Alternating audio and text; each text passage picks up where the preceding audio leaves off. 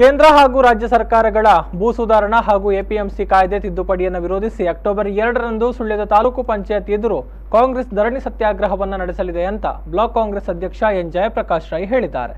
Sullia press ಕ್ಲಬ್ನಲ್ಲಿ ಸುದ್ದಿಗೋಷ್ಠಿಯಲ್ಲಿ ಅವರು ಮಾತನಾಡಿದರು. ಕೆಪಿಸಿಸಿ ನಿರ್ದೇಶನದ ಮೇಲೆ ರಾಜ್ಯಾದ್ಯಂತ ಈ ಒಂದು ಕಾರ್ಯಕ್ರಮ ನಡೀತಾ ಇದೆ. ಈ ಕಾಯ್ದೆ ತಿದ್ದುಪಡಿ ಸಂದರ್ಭ ಚರ್ಚೆಗೆ ಅವಕಾಶವನ್ನೇ ಕೊಟ್ಟಿಲ್ಲ ಅಂತ ಹೇಳಿದರು. ಅಕ್ಟೋಬರ್ 2ರಿಂದ 31ರ ತನಕ ಬ್ಲಾಕ್ ವತಿಯಿಂದ ಸಹಿ ಸಂಗ್ರಹ ಮಾಡಿ ಕೆಪಿಸಿಸಿಗೆ ಕಳುಹಿಸಿ ಅಲ್ಲಿಂದ ಎಐಸಿಸಿ ಮೂಲಕ ಕೇಂದ್ರ ಸರ್ಕಾರಕ್ಕೆ ಸಲ್ಲಿಸಲಾಗುತ್ತೆ. 2 ಕೋಟಿ ಸಹಿ ಸಂಗ್ರಹದ ಗುರಿ ಇದೆ ಅಂತ ಹೇಳಿದ ಅವರು, ನಮ್ಮ ಕಾರ್ಯಕರ್ತರು ಪ್ರತಿ ಮನೆಗೆ ತೆರಳಿ ಕಾಯ್ದೆಯ ಕುರಿತು ತಿಳಿಸಿ ಸಹಿ ಪಡೆಯಲಿದ್ದಾರೆ ಅಂತ ಹೇಳಿದರು. ಇನ್ನು ಅಕ್ಟೋಬರ್ 2ರಂದು ಸುಳ್ಯದಲ್ಲಿ ಮಹಾತ್ಮ ಗಾಂಧಿ ಚಾರಿಟೇಬಲ್ ಟ್ರಸ್ಟ್ ಅನ್ನು ಆರಂಭಿಸಲಿದ್ದೇವೆ. ಇದರ ಮೂಲಕ ಜನರಿಗೆ ಇಲಾಖೆ, ಕಾನೂನು ಹೀಗೆ ವಿವಿಧ ವಿಷಯಗಳ ಕುರಿತು ಉಚಿತ ಮಾಹಿತಿ ಕೊಡಲಿದ್ದೇವೆ ಅಂತ ನಗರ ಕಾಂಗ್ರೆಸ್ ಅಧ್ಯಕ್ಷ ಎಂಜೆ ಶಶಿಧರ್ ಹೇಳಿದರು.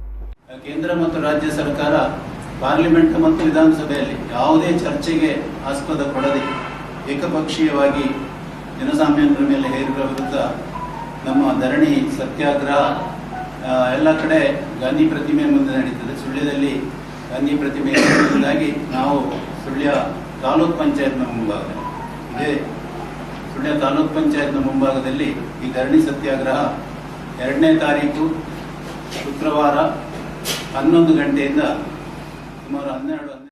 ಸುದ್ದಿಗೋಷ್ಠಿಯಲ್ಲಿ ಕಾಂಗ್ರೆಸ್ ಮುಖಂಡರಾದ ಎಸ್ ಶಂಶುದ್ದೀನ್, ಕೆ ಗೋಕುಲ್ದಾಸ್, ಸಚಿನ್ ರಾಜ್ ಶೆಟ್ಟಿ, ಶಾಫಿ ಕುತಮುಟ್ಟೆ, ಭವಾನಿಶಂಕರ್ ಕಲ್ಮಡ್ಕ, ನಂದರಾಜ ಸಂಕೇಶ ಉಪಸ್ಥಿತರಿದ್ದರು.